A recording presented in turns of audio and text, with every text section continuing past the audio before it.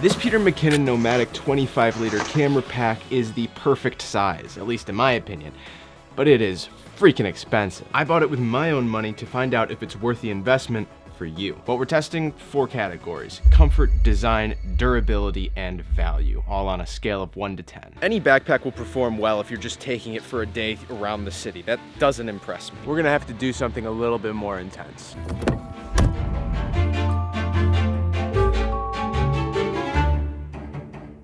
I went 8 miles with the pack yesterday and I had it pretty well loaded down. So the comfort rating is in. It's a 10. It's a 10. It's very, very comfortable. The straps have a dense but breathable foam that stopped them from digging into my shoulders. The back has almost a memory foam feel if memory foam was a lot firmer. And the contoured design helps a lot to get air back there, improving the breathability. There's a chest strap included and waist straps can be bought separately, both of which help evenly distribute the weight throughout your back. I am pretty confident in saying no matter how heavy you load this thing down, because of its size, you're kind of limited at how much you can put in it. And dude, it's gonna be comfortable. It's gonna be comfortable all the way. A lot of that comfort comes down to the pack's like actual design, right? And it's good in a lot of ways, but there's some ways where it's kind of lacking, so I'm gonna nitpick on it. There's no side access at all.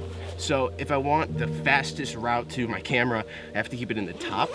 And that's just a better place for storing other things. It would be really nice to just be able to either pull the bag off and just unzip something on the side, or even just sling it around my side without ever having to put the bag in the dirt, because as you can see, it's already getting like, bro, it's already getting scuffed. Well, not really scuffed, it's like, it's not permanently damaged, but we'll get to that in the durability segment. Next, I would absolutely love to have some outside pockets because there's none on the bag at all, which is pretty unfortunate. Maybe you want to store lens filters, or I want my rosary to be like easily accessible and not have to stick it in my pocket or go all the way inside the bag for like just little stuff, like easy access stuff.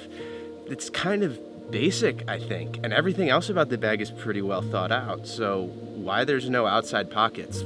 These magnet side pockets are super nice though. They fit the water bottle perfectly and it just kind of slips in and holds nice and tight, and then when you don't need them, you can pull the band out and this magnet just keeps it nice flush with the bag, gives it a nice sleek kind of profile. Where they do put pockets, the pockets are nice, I guess. The chest strap can be adjusted by detaching these little clips and moving them up and down different anchors on the shoulder straps, which stops the clips from sliding up and down accidentally, but also kind of makes it a pain in the butt to adjust. This anchor system can be seen throughout the rest of the pack, where loops of heavy-duty fabric provide strong but low-profile mounting locations for any Nomatic accessories that you'd like to add, like waist straps or tripod clips. Yeah, the tripod clips are an accessory. I'll talk about that when we get to value. Now let's take a look at the inside.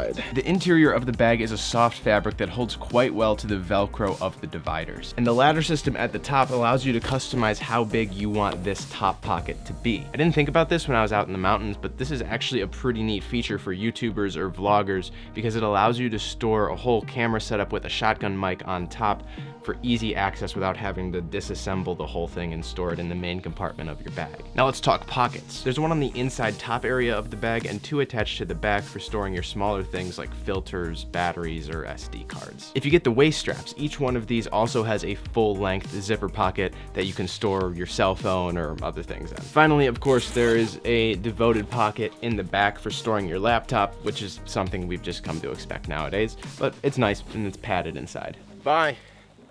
Just met some very nice people. Overall, the backpack, probably design-wise, with the no back pockets and the no side access, dude, it's like a 5 out of 10. You know what? That's a little bit harsh.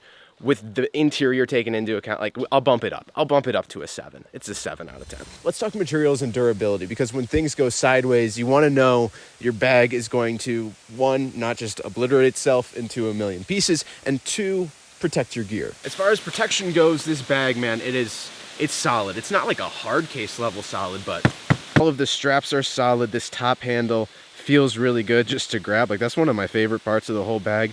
Materials built on the straps and the zippers. These zippers are metal. Not only that, it's also it's water, like it's water resistant, which means you can put this thing through the ringer and it is really easy to clean up afterwards. After hiking more miles than a marathon with this pack in the mountains, it still looks practically brand new after being cleaned up, which is quite impressive to me. There's a lot of structure on the top and sides of the bag, but there's not so much at the bottom. Like, can you see Can you see how that kind of caves in there? And since the dividers inside are kind of those softer dividers, it doesn't do a whole lot to stop crushing force, so definitely don't stand on it. If a hard case is a 10 out of 10 and the Polar Pro backpack, which I just reviewed, is a 9 out of 10, I'd say this is maybe like a 8 out of 10 when it comes to durability, but it kind of sacrifices that durability for the sake of being lighter, which makes it a lot better for carrying around day to day or on long hikes. You don't see something that's this solid, but also this light. So the high quality materials, all that pays off. The Nomatic Pack delivers. It is not a disappointment in any way when it comes to the build quality or the materials used. Look, it's a cool pack. It delivers on a lot of fronts, but